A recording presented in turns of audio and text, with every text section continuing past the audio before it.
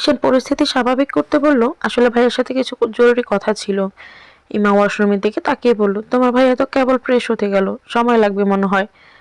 ঈশান বলল, ঠিক আছে তাহলে আমি পরে।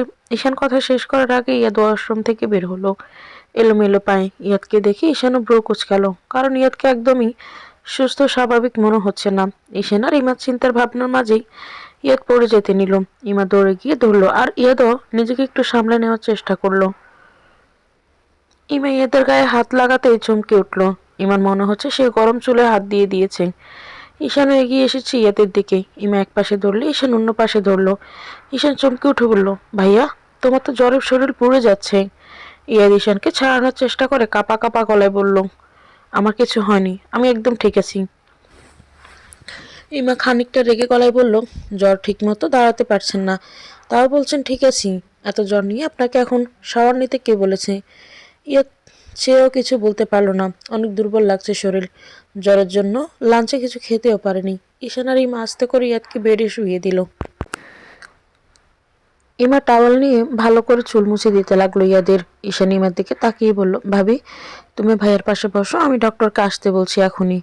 ইমার চোখে মুখে ভয়ের ছাপ। ইয়াদের চোখ মুখ লাল হয়ে গেছে, এখন তো সেন্সলেস হয়ে গেছে মনে হচ্ছে। ইমা না চাইতেও তার চোখ থেকে পানি পড়ছে টপ টপ করে।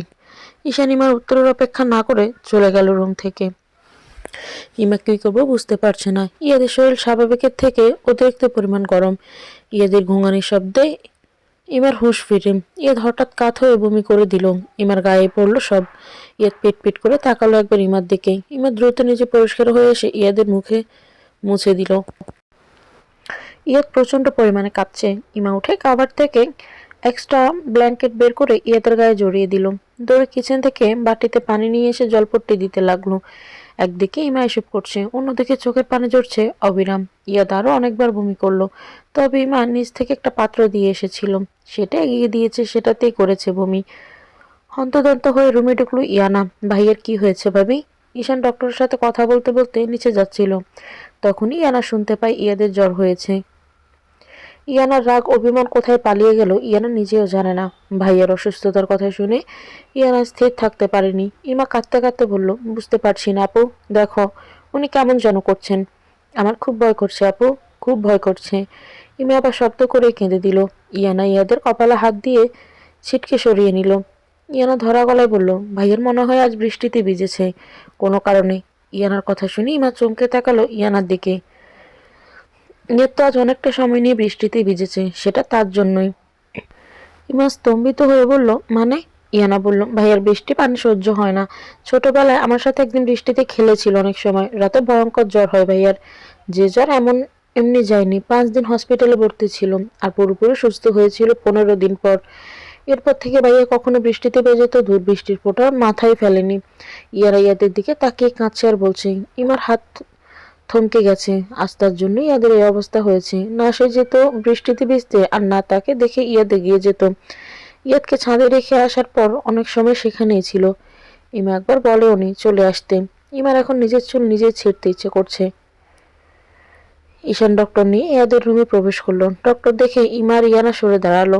ডক্টর ইয়াদের জ্বর মাপলো আর প্রয়োজনীয় চেক আপ করে বলল, জ্বর 105 ডিগ্রি ছাড়িয়ে গেছে, অবস্থা খারাপের দিকে যাচ্ছে। আর দেখে মনে হচ্ছে জ্বর অনেক আগে এসেছে, কিন্তু গুরুত্ব দেয়নি, তাই এখন আরো খারাপের দিকে গেছে অবস্থা। ডক্টরের কথা শুনে ইয়ানা শব্দ করে কেঁদে দিল, আর ইমা পাথর হয়ে গেছে। ডক্টরের সামনে ইয়াদ আবার বমি করে দিল। তা দেখে ডক্টর আরো ভীত গলায় ইমাকে জিজ্ঞেস করলো, বমি করেছে আরো? ইমা কি উত্তর দিবে? সে পাথরের মতো দাঁড়িয়ে আছে মূর্তি হয়ে। ইমা উত্তর দিচ্ছে না দেখে ইয়ানা ইমার কাঁধ ধরে ঝাঁকিয়ে বলল, ভাবি ডক্টর তোমাকে কিছু জিজ্ঞেস করছে। ইমা চমকে উঠে বলল, কি হয়েছে?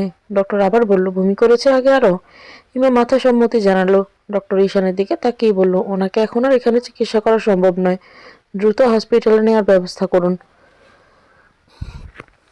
খারাপ কিছু হয়ে যাওয়ার আগে সবাই যেন পাথরের মতো মূর্তি হয়ে গেছে। জ্বরের কারণে কারো এত খারাপ অবস্থা হতে পারে যেন কল্পনাও করতে পারছে না।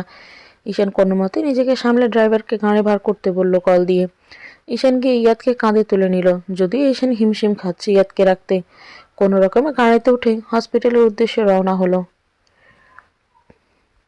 ইমা ইয়াদের মাথায় নিজের কোলে নিয়ে বসে আছে, আর ঈশান ড্রাইভ করছে। ইয়ানা ঈশানের পাশে বসে আছে।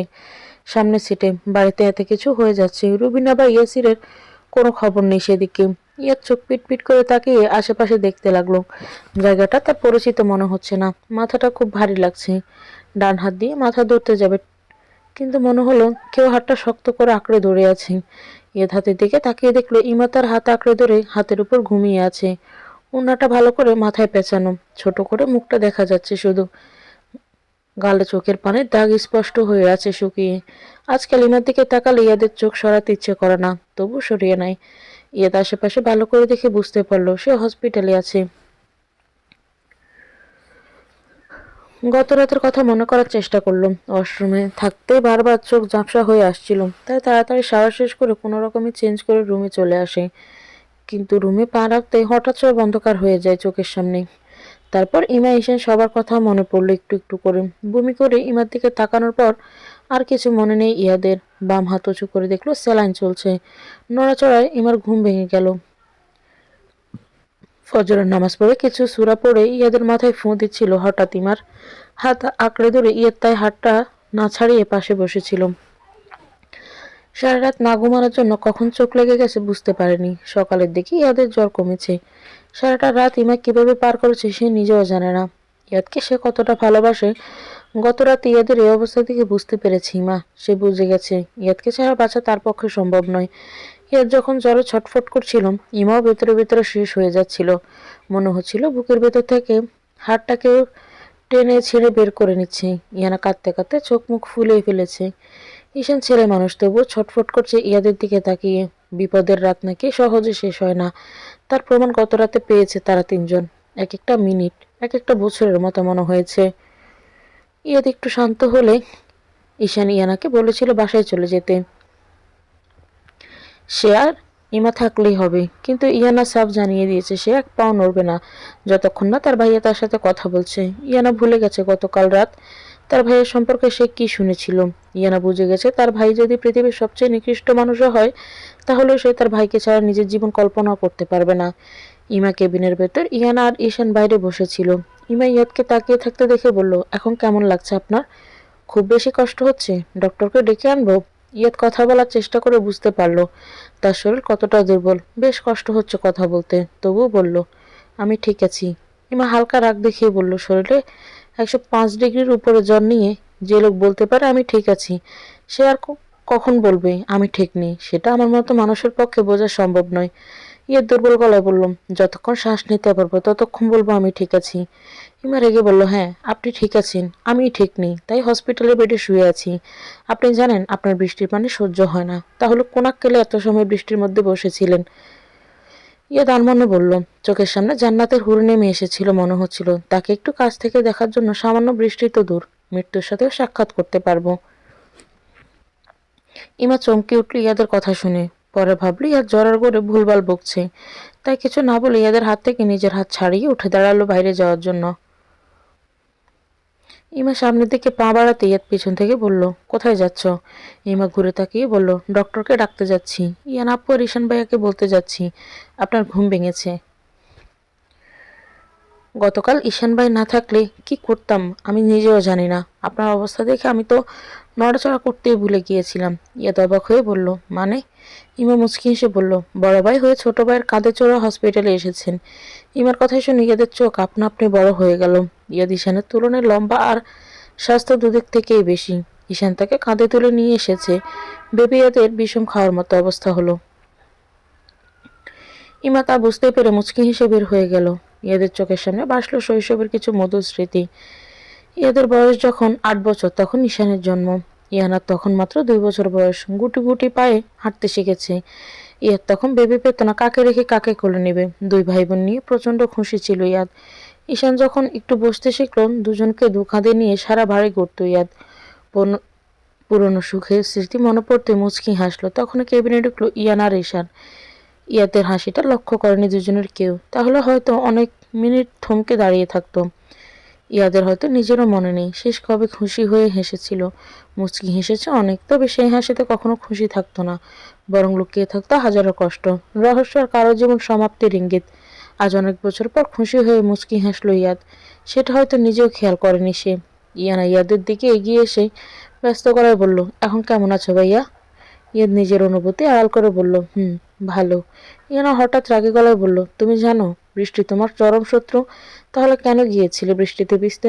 জানো কত ভয় পেয়ে গিয়েছিলাম গত রাতে তোমার অবস্থা দেখে? ইয়ানা এসব বলছে আর ঈশান একটু দূরে চুপচাপ দাঁড়িয়ে ইয়াদের দিকে তাকিয়ে আছে।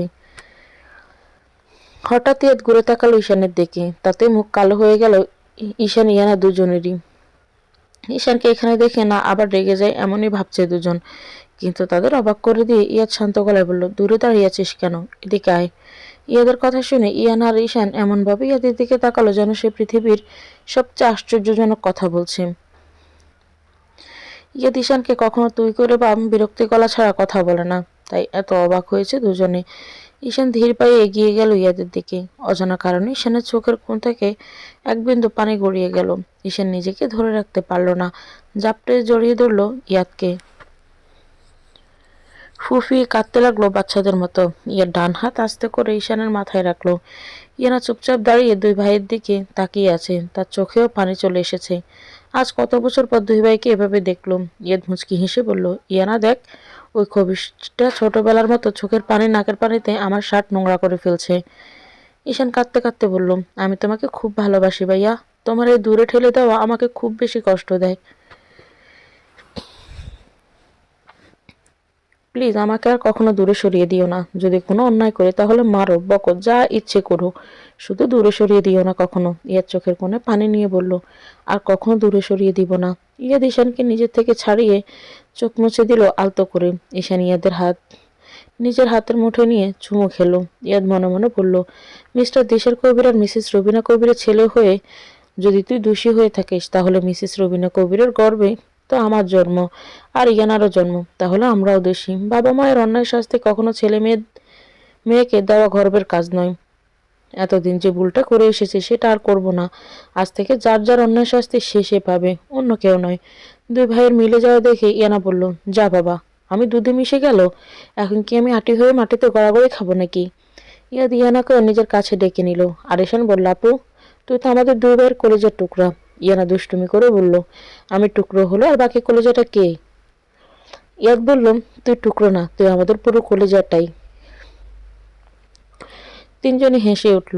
ইয়াদের দিকে ঈশান আর ইয়ানা মুগ্ধ হয়ে তাকিয়ে আছে। হাসলে তাদের ভাইয়াকে কত সুন্দর লাগে, অথচ আজ কত বছর হয়ে গেছে এই হাসি দেখে না তারা। ওদের তাকিয়ে থাকতে দেখে ইয়াদ বলল, কি দেখছিস ওভাবে? ঈশান বলল, তুমি সবসময় ভাবে হাসবে ভাইয়া, তাহলে মেয়েদের তোমাকে দেখার পর যেটুকু হুঁশ থাকে তাও গায়েব হয়ে যাবে। ইয়াদ কিছু বলবে তার আগে ইয়ানা বলল, আচ্ছা ভাইয়া, তুমি তো কখনো বৃষ্টিতে ভিজো না, তাহলে কাল কেন ভিজেছিলে? ইয়াদের চোখের সামনে ভেসে উঠল ইমার বৃষ্টি ভেজা সেই মুখ, কাপা ঠোঁট, ভীত চাহনি যা ইয়াদের হুঁশ উড়িয়ে দিয়েছিল। ইয়াদ উত্তরে কিছু বলার আগে ইমা ডক্টরের সাথে ক্যাবিনে ঢুকলো। তিনজনই সেদিকে তাকালো। ইমা ডক্টরের সাথে কথা বলছে, এদিকে তার খেয়াল নেই। ডক্টর কাছে আসলে ইয়ান আর ঈশান সরে দাঁড়ালো। ডক্টর ইয়াদের চেক আপ করে বলল, জ্বর এখন নেই তেমন, তবে শরীর অনেক দুর্বল, জ্বর আবার আসতে পারে, তাই আজ হসপিটালে থেকে আগামীকাল বাসায় চলে যেতে পারবেন। তবে হ্যাঁ, জ্বর সেরে গেলেও পুরো এক সপ্তাহ রেস্ট নিতে হবে। ডক্টরের কথা শুনে ইয়াদের মাথা ঘুরার অবস্থা। এতদিন সে রেস্ট নেবে সেটা ইম্পসিবল। ডক্টর ইয়াদের দিকে তাকিয়ে বলল, মিস্টার ইয়াদ, এত বড় বিজনেস সামলান আর একটু নিজের খেয়াল রাখতে পারবেন না? আপনার জ্বর শুরু হয়েছিল অনেক আগে থেকে, আপনি কোনো গুরুত্ব দেননি। এভাবে নিজের অবহেলা করলে বড় কোনো সমস্যা হতে সময় লাগবে না। ইয়াদ কিছু বলল না, কারণ সে সত্যি নিজের শরীরের প্রতি বড্ড বেশি উদাসীন। কাজের ফাঁকে কখন খাওয়ার সময় পার হয়ে যায় টেরই পায় না। ইমার জন্য এখন তাও সকালের ব্রেকফাস্ট আর রাতের ডিনারটা সঠিক সময়ে করা হয়। মেয়েটা ইয়াদের না আসা পর্যন্ত খাবার নিয়ে বসে থাকে। ইয়াদের খাওয়া শেষ হলে নিজে খায়, আর সকালেও ব্রেকফাস্ট না করে বের হতে দেয় না। ইমা ডক্টরের কথা শুনে বলল, আপনি চিন্তা করবেন না, এখন থেকে ওনার শরীরের খেয়াল উনি না রাখলেও আমি রাখবো। স্যালাইন শেষ হলে কিছু তরল খাবার খাইয়ে মেডিসিন খাইয়ে দিতে বলে চলে গেল ডক্টর। সে চলে গেলে ঈশান আর ইয়ানাকে বাসায় চলে যেতে বলল ইমা। যেতে না চাইলে জোর করে পাঠিয়ে দিল। এদিকে ব্রেকফাস্ট টেবিলে কাউকে দেখতে না পেয়ে রবিনা সার্ভেন্টকে ডেকে এনে বলল, বাকি সবাই কোথায়? খাবার সব গুছিয়ে দিয়ে সার্ভেন্ট চলে যায়। তার খাওয়ার সময় পাশে সার্ভেন্ট দাঁড়িয়ে থাকা পছন্দ করে না। রুবিনা তাই খাবার দিয়ে সার্ভেন্ট চলে যায়। দরকার হলে তখন আবার ডেকে নেয়। সার্ভেন্ট দৌড়ে এসে মাথা নিচু করে উত্তর দিল, ইয়াদ স্যার রাতে অসুস্থ হয়ে পড়েছিলেন, তাকে নিয়ে সবাই হসপিটালে গেছে। রুবিনা উঠে দাঁড়িয়ে বলল, হোয়াট? ইয়াদ হসপিটাল আর আমি এখন জানছি? আমাকে কেউ জানায়নি কেন? ইয়াসির শান্তভাবে বসে খেয়ে যাচ্ছে, তার দিকে তাকিয়ে রুবিনা বলল, ইয়াদ হসপিটালে, সেটা শুনেও তুমি নিশ্চিন্তে খেয়ে যাচ্ছ? ইয়াসির হাতের চামচ প্লেটে রেখে সার্ভেন্টকে চলে যাওয়ার ইশারা করেন। রুবিনার দিকে তাকিয়ে বলল, অসুস্থ হয়েছে, হসপিটালে নিয়ে যাওয়া হয়েছে, যা করার ডক্টর করবে, এখানে আমি বা তুমি হাইপার হয়ে কি লাভ হবে? রুবিনা টলমল চোখে বলল, ইয়াদের জায়গায় ঈশান থাকলে এভাবে বসে থাকতে পারতে? ইয়াসের চমকে আশেপাশে তাকিয়ে দাঁতে দাঁত চেপে বলল, কোথায় কি বলছো রুবিনা? তোমার মাথা ঠিক আছে তো? সেদিন রাতেও আমি তোমাকে বারবার চুপ করতে বলেছিলাম দেয়ালেরও কান আছে, কিন্তু তুমি বলেই যাচ্ছিলে। তোমার বলা শেষে আমি জানলার দিকে তাকিয়ে দেখি সেখান থেকে একটা ছায়া সরে গেল। এখনো বুঝতে পারলাম না সেটা কে ছিল। রুবিনা বলল, যেই থাকুক তাতে কি সমস্যা? তুমি ভুলে যাচ্ছ রুম সাউন্ড প্রুফ, বাইরে থেকে আমাদের কথা শোনা সম্ভব নয়। ইয়াসি ডেকে বলল, একদিন তোমার জন্যই আমরা ডুববো, দেখে নিও। রুম সাউন্ড প্রুফ হলে কি হবে? পর্দা টানা থাকলেও জানালা খোলা ছিল, সেটা কি তোমার চোখে পড়েছে? যেই থাকুক, একবার জানতে পারলে আমি দুনিয়া থেকে সরিয়ে দেব সেটাকেও। রুবিনা নিজের চেয়ারে বসে বলল, আর কতজনকে পৃথিবী থেকে সরাবে তুমি এই প্রপার্টির জন্য? আজকাল নিজেকে আয়নায় দেখতে ঘৃণা হয়, কত মানুষের খুনের রক্ত লেগে আছে এই শরীরটাতে। ইয়াসির তার ছেলের হাসি এসে বলল, গ্রাম বাংলায় একটা প্রবাদ আছে, 101টা ইঁদুর মেরে বিড়াল এখন হজ করতে চায়। তোমার অবস্থা এখন তেমন মনে হচ্ছে আমার কাছে। রুবিনা রেগে বলল, তুমি থাকো তোমার মনে হওয়া নিয়ে, আমি হসপিটাল যাচ্ছি ইয়াদের কাছে। রুবিনা হসপিটাল যাওয়ার জন্য চেয়ার থেকে উঠতেই ইয়ান আর ঈশান ঢুকলো মেইন ডোর দিয়ে। তাদের দেখে রুবিনা বলল, ইয়াদ অসুস্থ, তোমরা আমাদের জানাওনি কেন? ইয়ানা একবার মায়ের দিকে তাকিয়ে রুমের উদ্দেশ্যে পা বাড়ালো, আর ঈশান মায়ের দিকে এগিয়ে এসে বলল, তোমরা ঘুমিয়ে পড়েছিলে আর ভাইয়ের অবস্থা খারাপ ছিল, তোমাদের জানানোর কথা মাথায় আসেনি। রুবিনা বলল, কোন হসপিটালে আছে ঈশান? সিঁড়ির দিকে যেতে যেতে বলল, তোমায় যেতে হবে না, ভাইয়া এখন ঠিক আছে, ভাবি আছে ভাইয়ার সাথে। আমি আর আপু ফ্রেশ হয়ে ব্রেকফাস্ট করে ভাবির জন্য ব্রেকফাস্ট নিয়ে আবার যাব একটু পর। ঈশান কথা শেষ করে নিজের রুমের দিকে চলে গেল।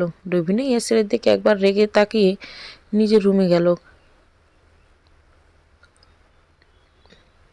ইয়াসির রুবিনা চলে যাওয়ার দিকে তাকিয়ে তার ছেলের একটা হাসি দিয়ে বলল, ইয়েদের জায়গায় ঈশান কেন? তুমি থাকলেও আমার কিছুই যায় আসে না।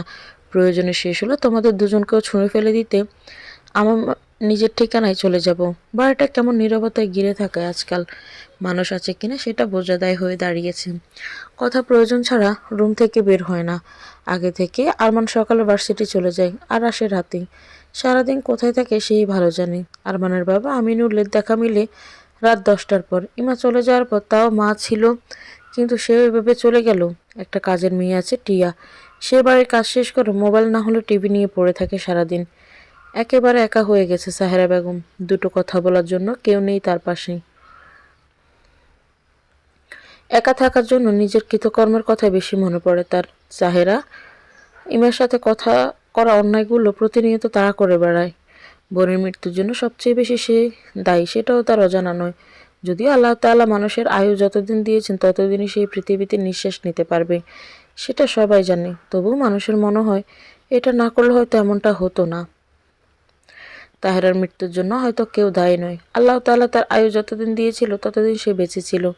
কিন্তু ইমা তাহেরার জীবনের কষ্টের জন্য সাহেরাই দায়ী, সেটা সাহেরা কোনোদিন অস্বীকার করতে পারবে না নিজেও। আজকাল কথাকে খুব আদর করে সাহেরা, সবসময় চায় মেয়েটা তার কাছে আসুক, কিন্তু যাকে ছোটবেলা থেকে দূরে রেখেছে সে কি আর এখন কাছে আসবে? সাহেরা বুঝতে পারছে তার আদরের ছেলেটাও দিন দিন কেমন যেন হয়ে যাচ্ছে। সারা জীবন তাহেরা আর ইমাকে কষ্টে ডুবিয়ে রেখেছিল, সেই কষ্টগুলো যেন নিজের পথ নিজেই খুঁজে সাহেরার কাছে ফিরে আসছে। নিজের ভরা সংসার থাকতে সে আজ একা। মা, আমার কলেজে কিছু টাকা লাগবে। কথার গলা শুনে সাহেরার ভাবনার সুতো ছিল। ব্রেকফাস্ট টেবিলে খাবার সামনে নিয়ে নাড়াচাড়া করছে তখন কথার আওয়াজ কানে এলো। কথার দিকে তাকিয়ে বলল, কত টাকা লাগবে? আমার রুমে আলমারি থেকে নিয়ে যা। কথা একবার মায়ের দিকে তাকিয়ে ঘুরে রুমের উদ্দেশ্যে রওনা হলো। কথা বেশ বুঝতে পারছি, মণিমা আর নান্নুর মৃত্যুর পর তার মা অনেকটা চুপচাপ হয়ে গেছে। তার চেঁচামেচিতে আর কানে বালিশ চেপে শুনতে হয় না এখন। কথা একটা দীর্ঘশ্বাস ছেড়ে নিজের কাজে ব্যস্ত হয়ে গেল। সময়ের সাথে সবকিছুই পরিবর্তন হয়।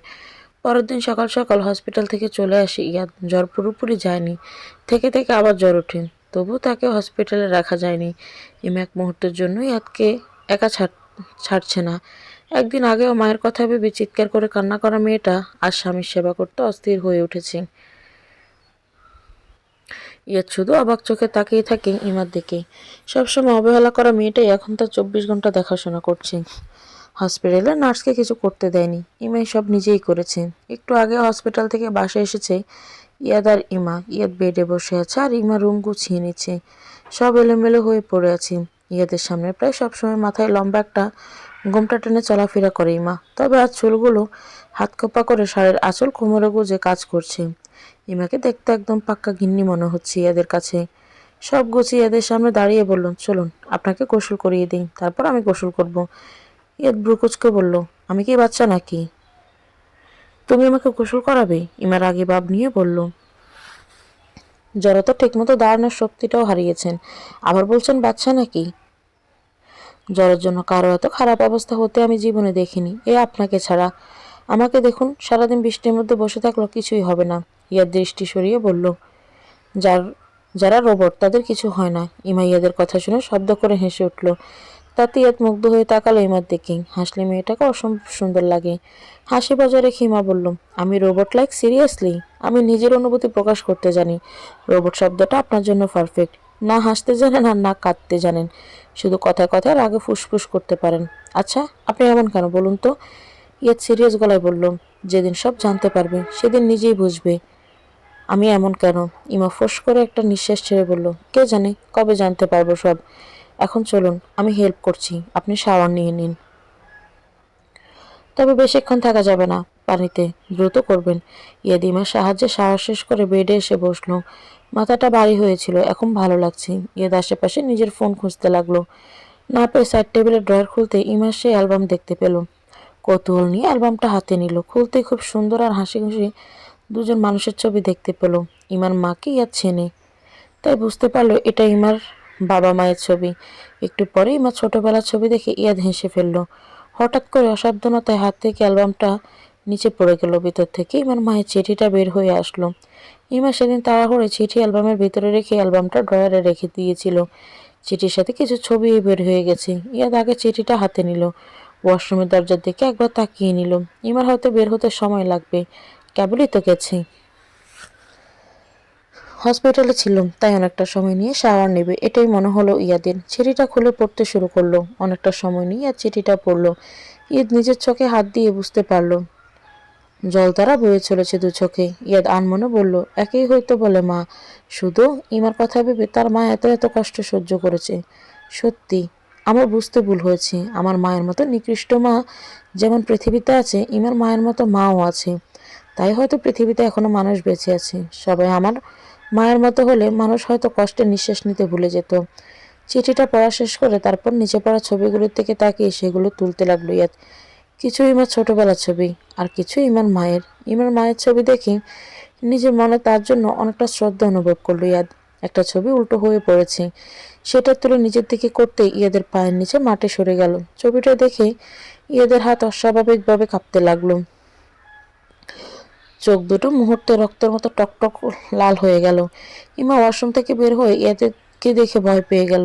দৌড়ে ইয়াদের কাছে গিয়ে বলল, আপনার খারাপ লাগছে? আপনি এমন করছেন কেন? ইয়াদ কোনো উত্তর দিল না। সে এক দৃষ্টিতে ছবিটার দিকে তাকিয়ে আছে।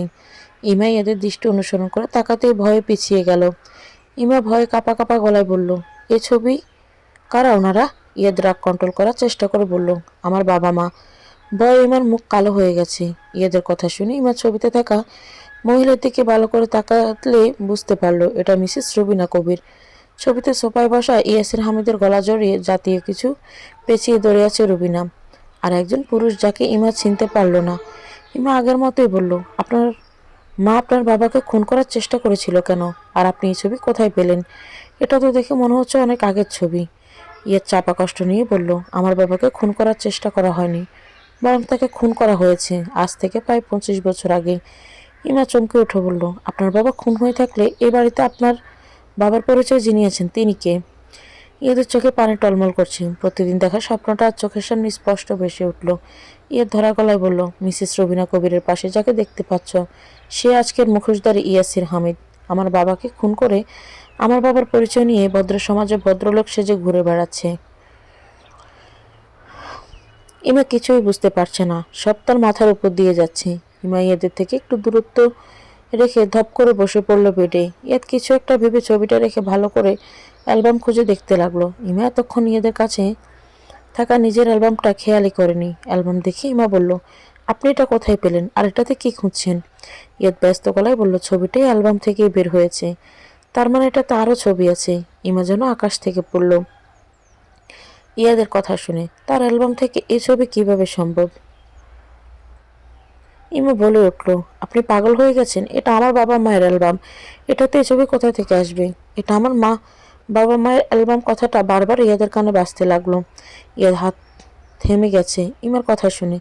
তাতে ইমার বলাও বন্ধ হয়ে গেছে। ইয়াদ হঠাৎ ইমার দিকে তাকালো, গম্ভীর গলায় বলল, তোমার বাবার নাম কি? ইমা অবাক হয়ে বলল, আপনি আমার বাবার নাম জানেন না? বিয়ের সময় শুনেছিলেন না? ইয়াদ রেগে ধমক দিয়ে বলল, যেটা জিজ্ঞেস করছে তার উত্তর দাও। ইমা ভয়ে কেঁপে উঠল ইয়াদের ধমকে, কাপা গলায় বলল, ইমরুল আবিয়াত।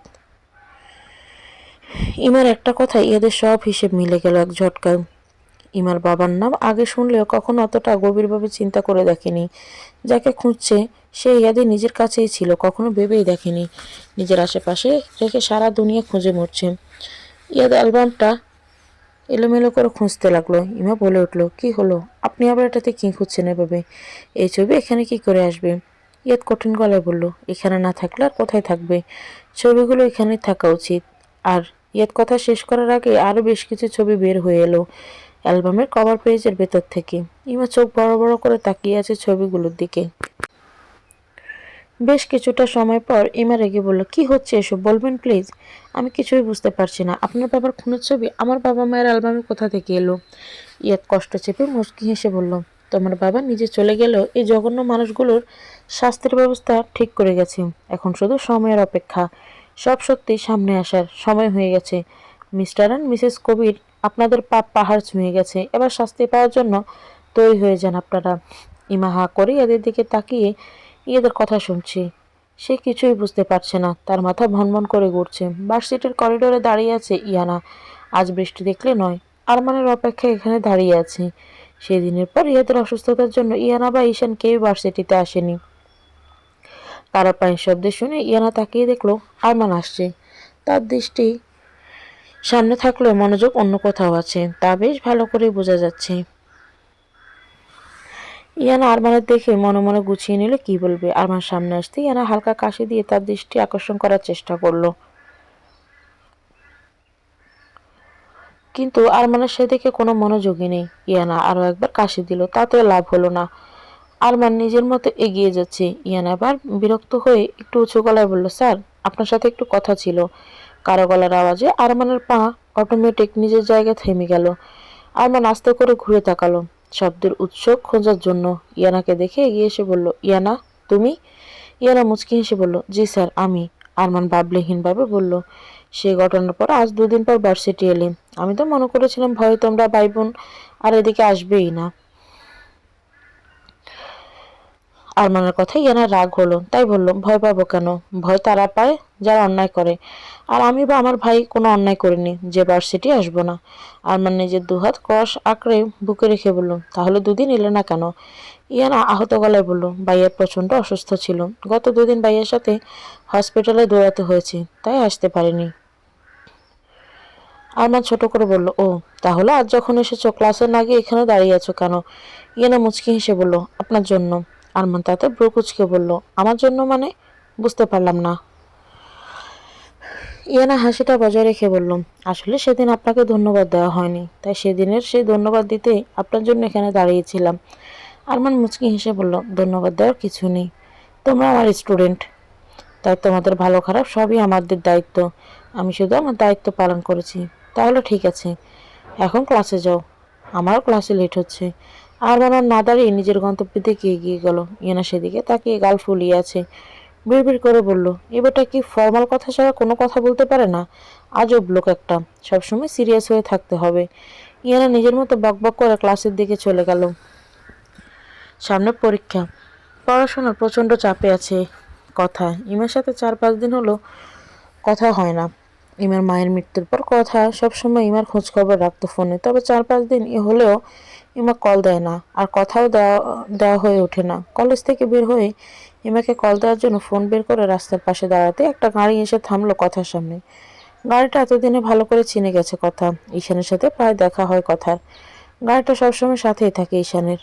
কথা বুকুচকে গাড়ির দিকে তাকাতে ঈশান বের হয়ে এলো স্টাইল নিয়ে। ঈশান কথার সামনে দাঁড়িয়ে মুচকি হেসে বলল, কেমন আছেন মিস তোতা পাখি?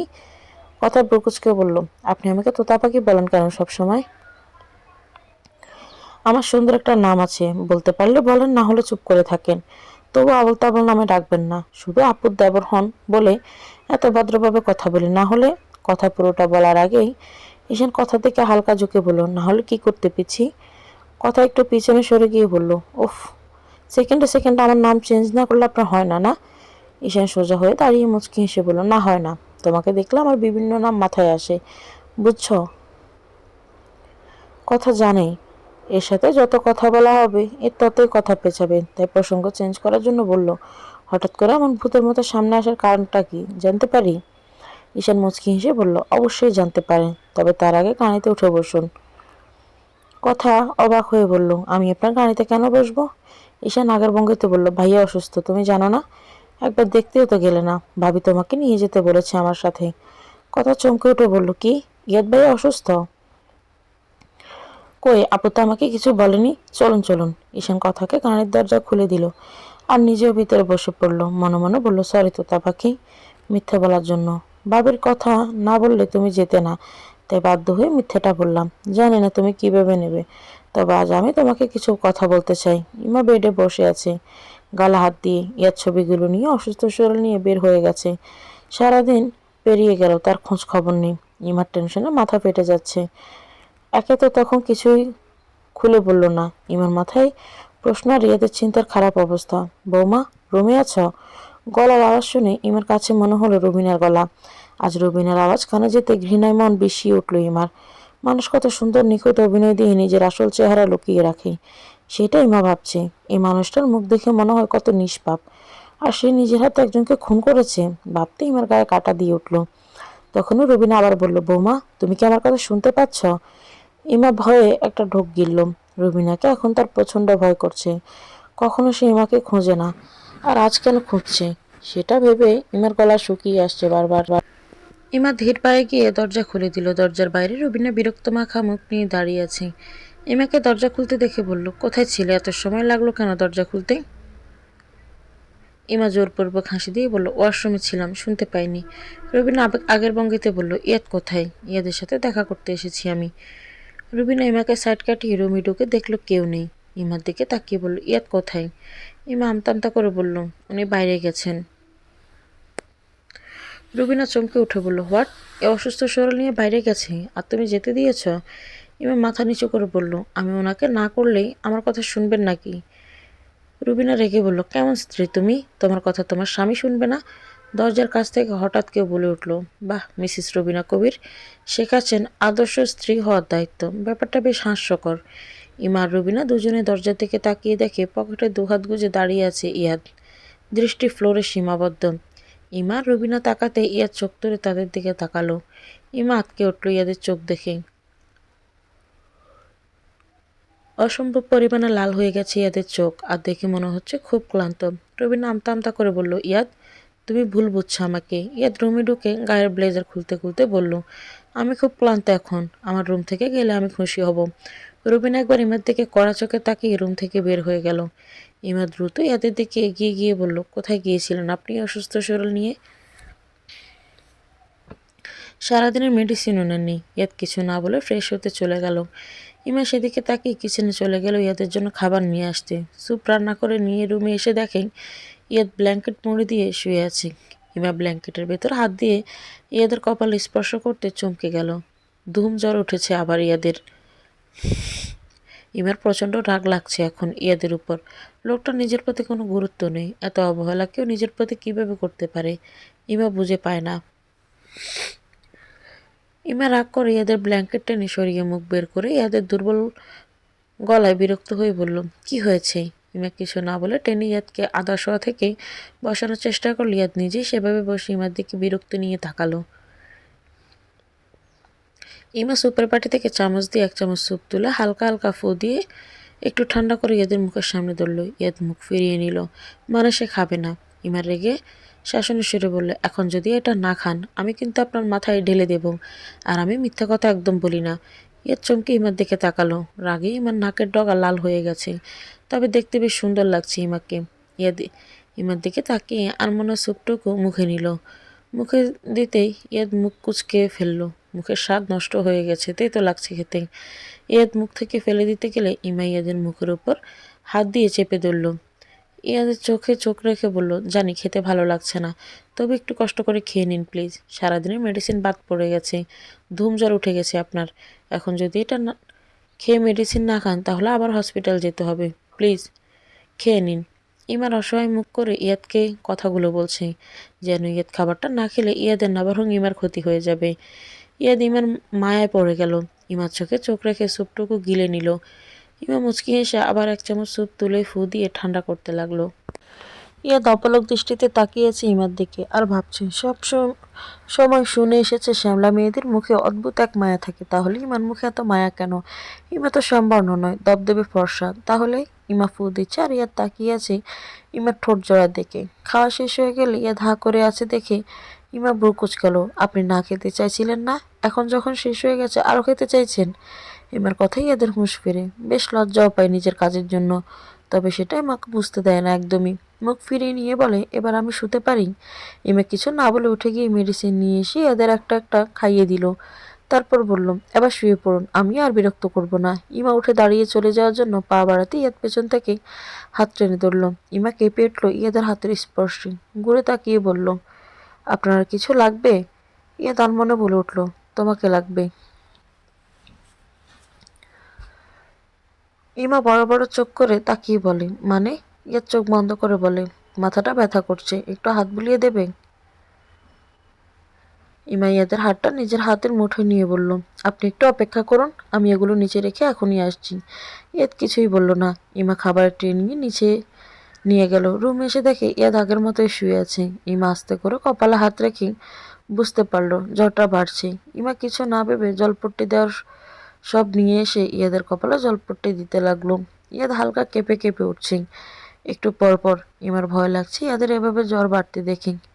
ইয়াদকে দেখে মনে হচ্ছে না তার কোনো দিকে হুঁশ আছে। ইমার মনে পড়লো ডক্টর বলেছিল জ্বর আবার বাড়লে জলপট্টি দেওয়ার সাথে শরীরও মুছে দিতে। ইমা ইয়াদের গা থেকে ব্ল্যাঙ্কেট সরাতেই ইয়াদ শীতে কেঁপে উঠে ইমার হাত আঁকড়ে ধরল। শরীর মুছতে হলে ইয়াদের গায়ের টি শার্ট খুলতে হবে, কিন্তু ইমা বেশ ইতস্ত বোধ করছে। ইমা ইয়াদের ধরা হাতের দিকে তাকালো, কি করবে বুঝতে পারছে না। চোখ বন্ধ করে সাহস বাড়িয়ে নিল আর মনে মনে ভাবলো ইয়াদ কোনো পরপুরুষ নয়, তার স্বামী, তাই তাকে এটা করতেই হবে। ইয়াদ চোখ পিটপিট করে তাকাচ্ছে ইমার দিকে। এতে ইমার অস্বস্তি আরো বেড়ে যাচ্ছে। তবু কাঁপা হাতে ইয়াদের গা থেকে টি শার্ট খুলে স্পঞ্জ ভিজিয়ে গা মুছে দিতে লাগলো। ইমার হাত খুব কাঁপছে, তবু ইমা নিজের কাজ করে যাচ্ছে। গা মুছিয়ে দেওয়া হলে ইমা যেন হাঁফ ছেড়ে বাঁচল। টি শার্ট পরিয়ে দিয়ে আবার বেডে শুইয়ে দিল ভালো করে আর জলপট্টি দিতে লাগলো। এভাবে অনেকটা সময় পর ইয়াদ ঘামতে শুরু করলো। ইমা কপালে হাত দিয়ে বুঝতে পারলো তাপমাত্রা ধীরে ধীরে কমে আসছে। ইয়াদও ঘুমিয়ে পড়লো জ্বর কমতে শুরু করলে। তবে ইমা জলপট্টি দেওয়া বন্ধ করলো না। বেডে শুয়ে এপাশ ওপাশ করে যাচ্ছে কথা। কিছুতেই সেনের বলা কথাগুলো ভুলতে পারছে না সে। যারা ভালোবাসার কাঙাল তাদের পক্ষে ভালোবাসা পেয়ে ফিরিয়ে দেওয়া কতটা যন্ত্রণা সেটা হাড়ে হাড়ে বুঝতে পারছে কথা। ঈশান তখন তাদের বাড়ির রাস্তায় না গিয়ে অন্য রাস্তায় গেলে কথা মনে সন্দেহ জাগে। আপনি এদিকে কোথায় যাচ্ছেন? এটা তো আপনাদের বাড়ির রাস্তা নয়। ঈশান মুচকি হেসে বলল, কেন ভয় করছে? কথা থমথম খেয়ে বলল, ভয় করবে কিসের জন্য? আজগুবি কথাবার্তা। ঈশান দুষ্টুমি করে বলল, কেন ভয় করছে না? তোমার তো ভয় পাওয়া উচিত। কথা আমতা আমতা করে বলল, কেন ভয় পাওয়া উচিত? ঈশান কথাকে ভয় দেখানোর জন্য বলল, এখন যদি আমি তোমাকে কোনো নিরিবিলি জায়গায় নিয়ে খুন করে গুম করে দেই? কথা ভয় পেলেও প্রকাশ করল না, বরং আগের মতো আমতা আমতা করেই বলল, আমাকে খুন করে আপনার কোনো লাভ হলে এই ভয় পাওয়া উচিত হতো, কিন্তু আমার খুন করে আপনার 10 পয়সার লাভও হবে না, বরং বিপদ হবে। তো এটা আবার কোনো কারণ নেই। ঈশান দুষ্টু হেসে বলল, কে বলল লাভ নেই? কথা বুঝতে না পেরে বলল, মানে আমাকে মেরে আপনার কী লাভ হবে? ঈশান সিরিয়াস মোড নিয়ে বলল, একটা মেয়ে থেকে একটা ছেলের কী লাভ হতে পারে জানো না নাকি তুমি? কথা এবার ভয়ে কেঁপে উঠল, মুখ দেখে মনে হচ্ছে এখনই কেঁদে দিবে। ঈশান বেশ মজা পাচ্ছে কথার এমন রিয়াকশন দেখে। ঈশান কথার ভয়টা বাড়ানোর জন্য কথার পা থেকে মাথা পর্যন্ত স্ক্যান করছে। কথা ভয়ে নিজের গায়ের জামা খামচে ধরে আছে শক্ত করে। এরপর দীর্ঘ গলায় বলল, আমি বাড়ি যাব, প্লিজ আমাকে যেতে দিন। ঈশান মুচকি হেসে বলল, আর আমি কি গুন্ডা নাকি? আমাকে এভাবে বলছো কেন? তোমাকে অবশ্যই বাড়ি পৌঁছে দেব। তার আগে আমি যেটা করতে চাই। ঈশানের কথা শেষ হওয়ার আগে কথা বলল, করতে চান মানে? ঈশান কথার দিকে তাকিয়ে বলল, করতে চাই না মানে যা বলতে চাই সেটা বলে নিই, তারপর বাড়ি পৌঁছে দেব। কথা বলল, আমি কিছু শুনতে চাই না, আমি বাড়ি যাব এখনই। কথা চলন্ত গাড়ির দরজা খুলে নামতে চাইলে ঈশান এক হাতে কথাকে আটকায় আর অন্য হাতে গাড়ির কন্ট্রোল করার চেষ্টা করে। ঈশান রেগে বলে, তুমি পাগল হয়ে গেলে নাকি? চলন্ত গাড়ি থেকে নামবে তুমি? কথা কাঁদো কাঁদো গলায় বলল, আপনি আমাকে এখন না নামালে চলন্ত গাড়ি থেকে লাফ দিব। কথা ঈশানের সাথে ধস্তাধস্তি শুরু করলো। ঈশান বাধ্য হয়ে গাড়ি সাইড করে থামায় আর সাথে সাথে কথা গাড়ি থেকে নেমে উল্টো পথে হাঁটা শুরু করে। ঈশান তাড়াতাড়ি নেমে পেছন থেকে হাত টেনে ধরে। কথা পেছনে ঘুরে নিজের হাত ছাড়ানোর চেষ্টা করে বলে, আপনি আমার হাত না ছাড়লে আমি কিন্তু চিৎকার করব। ঈশান আবার সত্যি সত্যি রেগে গেল আর কথাকে কোলে তুলে গাড়ির ব্যাক সিটে শুইয়ে দিল। নিজের কথার দিকে ঝুঁকে একদম কাছাকাছি চলে এলো। কথা ভয়ে থরথর করে কাঁপছে। ঈশান রেগে বলল, তোমার কি মনে হয় এখানে চিৎকার করলে কেউ আসবে? ঈশানের কথা শুনে আবার কেঁদেই দেয় কথা। ঈশানের এখন ইচ্ছে করছে নিজের চুল নিজেই ছিঁড়তে। তার আগে ভাবা উচিত ছিল সে একটা বাচ্চা মেয়ের সাথে মজা করছে। ঈশান চোখ বন্ধ করে নিজের রাগ কন্ট্রোল করে নিল। এখন রাগ করলে সব উল্টো হয়ে যাবে ভেবে রাগ কন্ট্রোল করার চেষ্টা করলো। ধীরে ধীরে চোখ খুলে তাকায় কথা। মেয়েটা ঠোঁট ফুলিয়ে বাচ্চাদের মতো কান্না করে যাচ্ছে। চোখের পাপড়িগুলো ভিজে চিকচিক করছে পানির কণা। ঈশানের ঘোর লেগে গেছে কথার দিকে তাকিয়ে। অনেক সময় পর ঈশানের কোনো সাড়া শব্দ না পেয়ে পিটপিট করে তাকালো কথা। তাকাতেই দেখলো ঈশান ঘোর লাগা দৃষ্টিতে তাকিয়ে আছে কথার দিকে। কথাকে তাকাতে দেখে ঈশান হুট করে বলে উঠল, আই লাভ ইউ কথা। লাভ এ লট অফ ইউ। কথা ঈশানের কথা শুনে চোখ বড় বড় করে তাকায় আর বলে, কি বলছেন এসব? আপনার মাথা ঠিক আছে তো? ঈশান কথার দুহাত নিজের মুঠোয় নিয়ে কিস করে বলল, আমি একদম ঠিক আছি। আর যা বলছি তা একদমই সত্যি। আমি তোমাকে খুব ভালোবাসি তোতা পাখি। প্রথম আমার মনে হয়েছিল তোমাকে বিরক্ত করতে আমার ভালো লাগে, তাই সবসময় সুযোগ খুঁজতাম তোমাকে বিরক্ত করার, কিন্তু তোমাকে না দেখে দুদিন থাকতে আমার দম বন্ধ হয়ে এসেছে। তোমার কি মনে হয় আমার সাথে মাঝে মাঝে তোমার দেখা হয়ে যেত? না, আমি প্রত্যেকটা দিন তোমার আশেপাশেই থাকতাম। যেদিন খুব বেশি ইচ্ছা করতো তোমার সাথে কথা বলার, তখন তোমার সামনে আসতাম। আমি নিজেও বুঝতে পারিনি কেন প্রতিদিন তোমাকে দেখতে ছুটে আসতাম। দুদিন তোমাকে না দেখে বুঝতে পেরেছি আমি তোমাকে ছাড়া থাকতে পারবো না। কথা শান্ত গলায় বলল, আমার বাড়ি যেতে লেট হচ্ছে, মা চিন্তা করবে। ঈশান সরে এলো কথার থেকে। তারপর বলল, ঠিক আছে, এখনই উত্তর দিতে হবে না, তোমার যতটা সময় লাগে নাও, তারপর উত্তর দিও। কথা কিছুই বলল না। ঈশান ব্যাক সিট থেকে নেমে ড্রাইভিং সিটে এসে বসলো। কথা নিজের বিস্ময় কাটিয়ে সামনের সিটে এসে বসলো। এখনো কথার বিশ্বাস হচ্ছে না ঈশানের একটু আগের বলা কথাগুলো। দুজনে চুপচাপ বাকিটা রাস্তা পাড়ি দিল। কথার বাড়ির সামনে এসে গাড়ি থামতে কথা সামনের দিকে তাকিয়েই বলল, আপনি আমাকে যে কথাগুলো বলেছেন সব ভুলে যান, আমিও ভুলে যাব। এটা আপনার কোনো ভালোবাসা নয়, ক্ষণিকের মোহ, যা একটা সময় কেটে যাবে। আমার জায়গায় অন্য কেউ হলে হয়তো খুশিতে আত্মহারা হয়ে অ্যাকসেপ্ট করে নিত, কিন্তু আমি বরাবরই বাস্তববাদী মানুষ। ছোটবেলা থেকে বাস্তবতা মেনে নিয়ে বড় হতে শিখেছি, তাই আপনাকে অ্যাকসেপ্ট করা আমার পক্ষে সম্ভব নয়। একটা সময় যখন আপনার সমাজের মানুষ বলবে আমি আপনার যোগ্য নই, আপনার বন্ধু মহলা আমাকে নিয়ে হাসি হাসি করবে, তখন আপনারও মনে হবে ভুল করেছেন। আমি বামন হয়ে চাঁদ ধরার স্বপ্ন দেখি না মিস্টার ঈশান হামিদ। ভালোবাসার কাঙাল হলেও আত্মসম্মান বিসর্জন দিতে আমি রাজি নই। আমার জীবনে আমি এমন কাউকে চাই যে আমাকে কখনো তার অযোগ্য মনে করবে না। আশা করি আজকের কথাগুলো এ পর্যন্তই থাকবে। আপনাকে রিজেক্ট করার মতো যোগ্যতা আমার নেই, তাই রিজেক্ট করার অপরাধে প্রতিশোধ নিতে আসবেন না আবার। আমি আপনার যোগ্য নই বলেই নিজেকে গুটিয়ে নিচ্ছি। তাই আশা করবো আপনার ইগো হার্ট হয়নি। ভালো থাকবেন আর নিজের যোগ্য কাউকে ভালোবাসবেন, অযোগ্যকে নয়। কথাগুলো বলে এক মুহূর্তে দেরি না করে বাসার ভিতরে চলে গেল। ঈশান পাথরের মূর্তির মতো বসে আছে। কথা এতক্ষণ কি বেলা গেল সব যেন ঈশানের মাথার উপর দিয়ে গেল। এত কম বয়সে এতটা ম্যাচিউরড কথাবার্তা কিভাবে বলতে পারে, বিশ্বাস করতে পারছে না ঈশান। কথা বেড থেকে উঠে দাঁড়ালো, কিছুতেই ঘুম আসছে না তার। ঈশানের দুষ্টুমিগুলো কথার চোখে ভাসছে। কথা ঈশানকে পছন্দ না করে না এমনটা নয়, প্রথম থেকে ঈশানকে ভালো লাগে তার, তবে সেটাকে কখনো নিজের মনকে প্রাধান্য দিতে দেয়নি কথা। ঈশানের পাশে দাঁড়ানোর মতো যোগ্যতা কথার নেই, তাই এসব ভালো লাগা ভালোবাসা তাকে মানায় না। একটা বিষয় ভেবে পাচ্ছে না ঈশান, কিভাবে তাকে পছন্দ করতে পারে।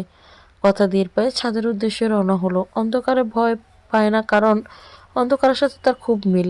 দুজনেই কালো, আর দুটো মানুষেরই অপছন্দ। রাত গভীর হয়ে গেছে, ব্যস্ত হয়ে শহরটা নীরবতায় ছেয়ে গেছে।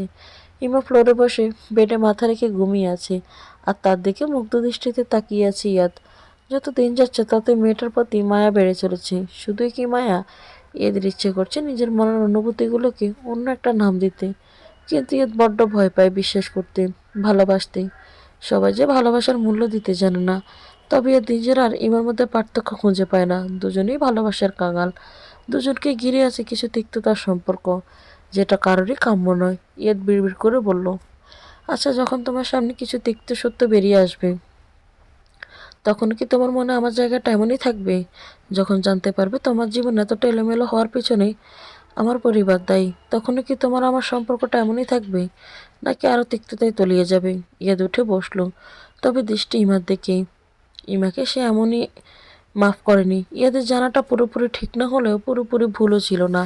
ইয়াদকে বিয়ে করার জন্য মোটা অঙ্কের টাকা নিয়েছে ইমা, এমনটাই সে জেনেছিল। তবে টাকা নিয়েছে ঠিকই, কিন্তু ইমা নয়, ইমার মনি সাহেরা বেগম, আর খালুজান আমিনুল মাহমুদ। আর তা শুধু বিয়ের জন্য নয়, বরং ডিকের সব কাজে সাহায্য করার পারিশ্রমিক হিসেবে নিয়েছে। কিন্তু সে বিষয়ে ইমা কিছুই জানে না। বিয়ের কয়েকদিন পর অফিসে ডিকে আর আমিনুল মাহমুদের কথোপকথনে সেটা জানতে পারে ইয়াদ। ইমা তো ছিল কেবল একটা গুটি মাত্র। যে ভুল ইমা করেনি, তার শাস্তি তাকে দেওয়াটা অন্যায়। তারপর থেকেই ইয়াদ ইমার সাথে ভালো ব্যবহার করতে না পারলেও খারাপ ব্যবহার না করার চেষ্টা করে গেছে। ইমা ইয়াদের মনে ভালো লাগার একটা জায়গা তৈরি করতে পারলেও বিশেষের জায়গাটা এখনো মজবুত করে উঠতে পারেনি। ইয়াদ ইমার দিকে তাকিয়ে একটা দীর্ঘশ্বাস ছেড়ে বেড থেকে উঠে দাঁড়ালো। জ্বর কমে গেলেও শরীরটা বেশ দুর্বল লাগছে ইয়াদের।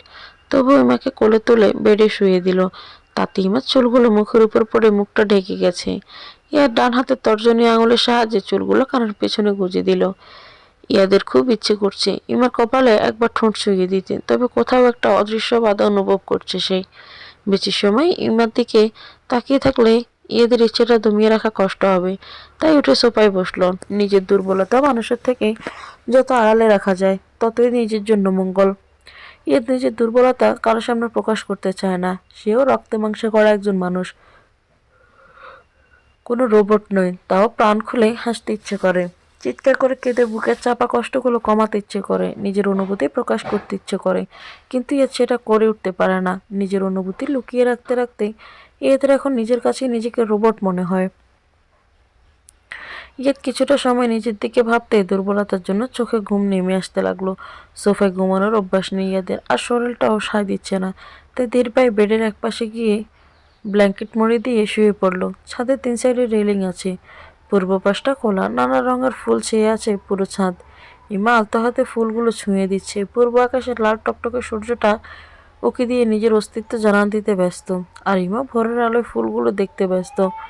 ছাদ পুকুরে কয়েকটা পদ্ম ফুল, জলগোলাপ আর শাপলা দেখে খুশিতে আত্মহারা ইমা দৌড়ে গিয়ে ফুলগুলো ছুঁয়ে দেখতে লাগলো। ছোট ছোট লাল মাছগুলো মুখ উঁচু করে কিছু খাচ্ছে। ইমা একটা পদ্ম ফুল ছেড়ে নিজের লম্বা চুলে একটা টিপ দিয়ে আটকে নিল। ছাদের পূর্ব দিকে গিয়ে পা ঝুলিয়ে বসলো। ইমা জানে না কেন, তবে তার খুব ভালো লাগছে আজ। গুনগুন করে একটা গান গাইতে শুরু করলো। কিছু সময় পর উঠে দাঁড়িয়ে ঘুরতে কেউ সজোরে ধাক্কা দিল তাকে। কি রিয়াকশন দিবে বুঝতে পারছে না ইমা। ফ্যালফ্যাল করে তাকিয়ে আছেন ধাক্কা দেওয়া মানুষটার দিকে, তবে মুখটি স্পষ্ট নয় ইমার কাছে। হঠাৎ ইয়াদ সেই মানুষটাকে ধাক্কা দিয়ে দূরে সরে ইমা বলে চিৎকার দিয়ে ইমার হাতটা ধরতে গেল, কিন্তু অনেক দেরি হয়ে গেছে। ইয়াদ ইমার হাত ধরার আগে ইমা নিচে পড়ে যেতে লাগলো। ইয়াদ তার দিকে হাত বাড়িয়ে ফ্যালফ্যাল দৃষ্টিতে তাকিয়ে আছে তখনও। ইমা ফট করে চোখ খুলে ফেলল। উঠতে গিয়ে উঠতে না পেরে আগের জায়গায় শুয়ে জোরে জোরে শ্বাস নিতে লাগলো সে। ইয়াদ ইমার মাথায় হাত বুলিয়ে দিতে ব্যস্ত গলায় বলল, কি হয়েছে? এমন করছো কেন? ইমা আরো শক্ত করে জড়িয়ে ধরে ইয়াদকে আর জোরে জোরে শ্বাস নিচ্ছে। ইয়াদ আবার ইমার কাঁধ জাঁকে দিয়ে বলল, কি হয়েছে? এমন করছো কেন? খারাপ লাগছে নাকি তোমার? ইয়ার ধাক্কায় ইমার হুঁশ ফিরল। কিছুটা নিজের দিকে খেয়াল করে সে তবদা খেয়ে গেল। ইয়াদের বুকে মাথা রেখে তাকে দুহাতে শক্ত করে জড়িয়ে ধরে আছে ইমা। ইয়াদের এক হাত ইমার মাথায় আর অন্য হাত পিঠে। নিজের অবস্থান বুঝতে পারতে ইমার হাত আলগা হয়ে গেল। তবে ইয়াদ আগের মতোই আছে আর প্রশ্ন করেই যাচ্ছে। ইমার এতদিনে ইমা আর ইয়াদ কখনো এক বিছানায় ঘুমোয়নি। ইমা সবসময় সোফাতে ঘুমায় আর ইয়াদ বেডে। তবে এখন কি করবে কিছুই মাথায় আসছে না ইমার। লজ্জায় মাটির নিচে ঢুকে পড়তে ইচ্ছে করছে। লজ্জায় স্বপ্নের কথাও ভুলে গেছে এখন। সে কিভাবে ইয়াদের দিকে তাকাবে বুঝতে পারছে না। ইয়াদের হাতের বাঁধন উপেক্ষা করে উঠে বসলো। হাতের বাঁধন শক্ত না হওয়ায় সমস্যা হলো না খুব একটা। ইমা বসে জোরে জোরে শ্বাস নিচ্ছে আর ইয়াদ কিছু বুঝতে না পেরে ইমার দিকে প্রশ্নবোধক দৃষ্টিতে তাকিয়ে আছে। ঘুমের মধ্যে হঠাৎ বুকে চাপ অনুভব করলে ইয়াদের ঘুম ভেঙে যায়। ঘুম ভাঙতেই বুঝতে পারে ইমা তাকে শক্ত করে জড়িয়ে ধরে আছে আর ক্রমশ হাতের বাঁধন শক্ত হচ্ছে আর তাতেই ইয়াদ বুকচাপ অনুভব করছে। ইয়াদ ব্রুকুজকে কিছু বলার আগে খেয়াল করলো ইমা কেমন যেন অস্থির অস্থির করছে।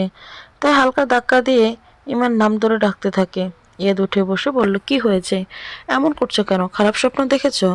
ইমা কাপা গলায় বলল, ইয়াদ আর কিছু বলার আগে ইমা বেড থেকে উঠে ওয়াশরুমের দিকে পা বাড়ালো। চোখে মুখে পানি পড়তে আবার স্বপ্নের কথা মনে পড়ে গেল আর ভয়ে কাটা গায়ে দিয়ে উঠল। ইমা মনে মনে বলল, একটা সময় তো মনে হতো এই জীবনটা থেকে মরে গিয়ে মুক্তি পেলে ভালো হতো। জীবনটা মূল্যহীন মনে হতো সব সময়। তাহলে আজ আমার একটা স্বপ্ন দেখে ভয় কেন করছে আমার? কেন মনে হচ্ছে আমি বাঁচতে চাই, আরো অনেকগুলো বছর বাঁচতে চাই? মাথায় পাকা চুল আর পায়ে কুচকানো চামড়া নিয়ে ওনার কাঁধে মাথা রেখে পড়ন্ত বিকেলে তেজবিহীন সূর্যটা দেখতে পাই। জানি আমার এই স্বপ্নগুলো হয়তো কখনো পূরণ হবার নয়, তবুও দেখতে ভালো লাগে আমার। ইমা খেয়াল করলে চোখ ভিজে যাচ্ছে নোনা জলে। মুচকি হেসে কষ্টগুলো সাইডে রেখে ফ্রেশ হয়ে অজু করে নিল। ফজরের আজান শুরু হয়ে গেছে বাইরে। ওয়াশরুম থেকে বের হয়ে দেখে এ আগের মতো বেডে বসে আছে। ইমাই এদের দিকে তাকিয়ে বলল, এখন তো অনেকটা সুস্থ মনে হচ্ছে। দুদিন এক ওয়াক্ত নামাজও পড়েননি, চাইলে পড়তে পারতেন। আজ অন্তত নামাজ বাদ দিয়েন না। ইয়াদ ইমার কথা উপেক্ষা করে বলল, তুমি তখনও ওরকম করছিলে কেন? কাবার থেকে জায়নামাজ বের করতে করতে বলল, বাজে স্বপ্ন দেখেছিলাম আর আপনাকে জড়িয়ে ধরেছি ঘুমের ঘোরে। তার জন্য কিন্তু সরি বলবো না, কারণ আপনার উপর আমার সম্পূর্ণ অধিকার আছে। আর এমনিতেও দোষটা আমার না, কারণ আমার যতটুকু মনে আছে আমি ফ্লোরে বসেছিলাম আর ঘুমালে সেখানে ঘুমিয়েছি। যে বেডে নিয়ে গেছে সব দোষ তার। ইয়াদ ইমার কথা শুনে ভ্রু কুচকে তাকালো ইমার দিকে আর ইমা তার চোখে দেখে মুচকি হাসলো। তারপর আবার বলল, তবে স্বপ্নটা সত্যি হলেই আপনার হয়তো বেশ ভালো হতো। আমাকে সহ্য করতে হতো না দিনরাত 24 ঘন্টা। ইয়াদ বুঝতে না পেরে বলল, মানে? ইমা যায় নামাজে দাঁড়িয়ে বলল, কিছু না, আপনি অজু করে এসে নামাজে দাঁড়ান, সময় চলে যাচ্ছে।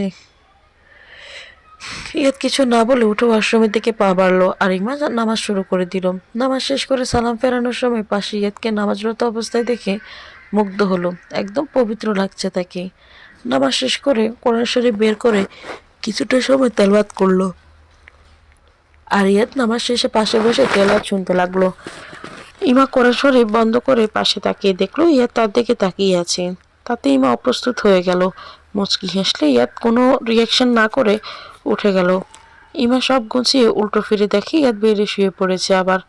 ইমা গিয়ে ইয়াদের কপালে হাত রাখলে জ্বর আছে কি দেখার জন্য। ইয়াদ চোখ মেলে তাকালো ইমার দিকে। ইমা ইয়াদের চোখে চোখ রেখে বলল, জ্বর নেই, তাই এখন আর শুয়ে থাকার প্রয়োজন নেই। গার্ডেনে গিয়ে একটু হাঁটাহাঁটি করুন, সকালে সতেজ বাতাসে ভালো লাগবে। ইয়াদ উঠে দাঁড়ালো ইমার কথা শুনে। দরজার কাছে থেমে গিয়ে বলল, ছাদে যাচ্ছি, পারলে 1 কাপ কফি দিয়ে যেও। ইয়াদ আর না দাঁড়িয়ে চলে গেল। ইমা বেশ অবাক হলো। ইয়াদ তার এক কথায় সত্যি সত্যি হাঁটতে চলে গেল। পরক্ষণে ব্রুকুচকে ভাবলো, জ্বরের মুখে কফি খাবে, পাগল নাকি? ইমার আর কি করার, চেয়েছে যখন দিতে হতে হবেই। ইমা কিচেনে গিয়ে 2 কাপ কফি বানিয়ে ছাদের দিকে পা বাড়ালো। ছাদে গেটের সামনে আসতেই সকালের স্বপ্নের কথা মনে পড়ে গেল। ভয় করতে শুরু করলো ইমার। ভয়ে ভয়ে ছাদে পা রাখলো।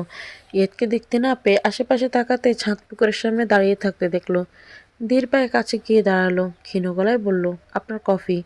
ইয়াদ ইমার দিকে তাকিয়ে ইমার হাতে কফির কাপ নিয়ে এক চুমুক দিল। মুহূর্তে মুখ কুঁচকে গেল ইয়াদের। কফিটা অতিরিক্ত মাত্রায় তেতো লাগছে, তবে কিছু বলল না। কাপটা ছাদ পুকুরের রেলিংয়ের উপর রেখে পকেটে হাত দিয়ে দাঁড়ালো। ইমা ব্যাপারটা খেয়াল করলো, কিছু বলল না। ইমা ইয়াদের দিকে তাকিয়ে বলল, আচ্ছা আপনার দম বন্ধ হয়ে আসে না এভাবে সবসময় চুপ থাকতে? ইয়াদ স্বাভাবিকভাবে তাকালো ইমার দিকে, কিন্তু কিছুই বলল না। ইমার মাঝে মাঝে খুব রাগ হয় ইয়াদের এমন চুপ করে থাকা দেখে, যেমনটা এখন হচ্ছে। ইমা ইয়াদের থেকে দৃষ্টি সরিয়ে চাঁদ দেখা মনোযোগ দিল। আর ছাদটা দেখতে ঠিক তেমনই লাগছে যেমনটা ইমা স্বপ্নে দেখেছিল। ইমার গায়ে কাঁটা দিয়ে উঠল। ইয়াদ ইমাকে পাশ কাটিয়ে পূর্ব পাশটার দিকে পা বাড়ালো, যেটা খোলা। ইমা ইয়াদের হাত টেনে ধরল পেছন থেকে। ইয়াদের হাত পকেটে থাকার জন্য ইমা হাতের কনুই ধরে রেখেছে। ইয়াদ ব্রুকুচকে ইমার দিকে ঘুরে তাকালো। ইমা ভয়ে ভয়ে বলল, ওদিকে কেন যাচ্ছেন? ইয়াদ ব্রুকুচকে বলল, কেন, ওদিকে কি হয়েছে? ইমা আমতা আমতা করে বলল, ওই দিকটায় রেলিং নেই তো, যেতে হবে না। ইয়াদ বিরক্ত হয়ে বলল, আমি কি বাচ্চা, রেলিং নেই বলে পড়ে যাব? ইয়াদ ইমার কথা উপেক্ষা করে ওদিকটায় গিয়ে আকাশের দিকে তাকিয়ে রইল। আজ 3 দিন পর সকালের সতেজ বাতাস আর ভোরের স্নিগ্ধতা গায়ে মেখে বেশ ভালো লাগছে ইয়াদের। রুমে বসে থাকার অভ্যাস নেই, তাই আরও বিরক্ত লাগছিল। গতকাল বের হয়েও ভালো লাগেনি। শরীর দুর্বল থাকায় আরও খারাপ লেগেছে অনেক, তবে আজ অনেকটা ভালো লাগছে। ইয়াদ আর চোখে পেছন ফিরে দেখলো ইমা কফির কাপ হাতে নিয়ে সেখানেই দাঁড়িয়ে আছে, চোখ মুছে ভয়ের ছাপ। ইয়াদের কপালে চিন্তার ভাঁজ পড়ল ইমার ভীত মুখ দেখে। ইয়াদ আবার আকাশের দিকে তাকিয়ে বলল, ইমা। ইমা অনেকটা চমকে উঠে ইয়াদের ডাকে। ইমার বারবার সকালে স্বপ্নের কথা মনে হচ্ছে। ইমা থতমত গলায় বলল, কিছু বললেন? ইয়াদ দৃষ্টি সামনে রেখে বলল, এদিকে এসো। ইমা ভয়ে ভয়ে বলল, ওদিকে কেন? ইয়াদ আবার ব্রুকুচকে ইমার দিকে তাকিয়ে বলল, তুমি কি ভয় পাচ্ছ ওদিকে আসতে? সাহস নিয়ে বলল, ভয় কেন পাবো, আসছি তো এখনই। ইমা ধীর পায়ে এগিয়ে গেল ইয়াদের দিকে, তবে কার্নিশ থেকে একটু দূরত্ব রেখেই দাঁড়িয়ে বলল, আপনাদের কি টাকা কম পড়েছিল নাকি? ইয়াদ বুঝতে না পেরে বলল, মানে? ইমা ওকে দিয়ে নিচের দিকে তাকিয়ে বলল, বাড়ি তৈরি করার সময় কি টাকা কম পড়ে গিয়েছিল? একপাশে রেলিং দেননি কেন? ইয়াদ বিরক্ত হয়ে বলল, বাড়িটা তৈরি করেছে আমার দাদা, তাও আমার জন্মের অনেক আগে। এ পাশটা খোলা রাখা হয়েছে দাদার প্রাণপ্রিয় কন্যার কথায়। এখানে নাকি সে পা ঝুলিয়ে বসে থাকতো সকাল সন্ধ্যা। শেষের কথাটা বলার সময় ইয়াদের ঠোঁটের কোনো মুচকি হাসি ফুটে ওঠে। ইমা অবাক হয়ে তাকালো ইয়াদের দিকে। ইয়াদের একটা ফুফিও আছে, সেটা আজ জানতে পারলো ইমা। কিন্তু কোথায় ইয়াদের সেই ফুফি? ইমা কৌতূহল নিয়ে জিজ্ঞেস করলো, আপনার ফুফিও আছে? কিন্তু তার কথা তো কখনো শুনিনি। কোথায় আছে সে? এখন ইমার প্রশ্নে রিয়াদ চমকে উঠল। তখন আর মনে বলে ফেলেছেন, কিন্তু এখন বুঝতে পারছে কি বলেছে সে।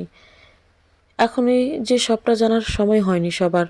ইয়াদ উত্তর না দিয়ে চলে যাওয়ার জন্য পা বাড়ায়। ইমাও ঘুরে পা বাড়াতে গেলে পা পিছলে যায় ইমার। ভয়ে চোখ মুখ বন্ধ করে ফেলে ইমা।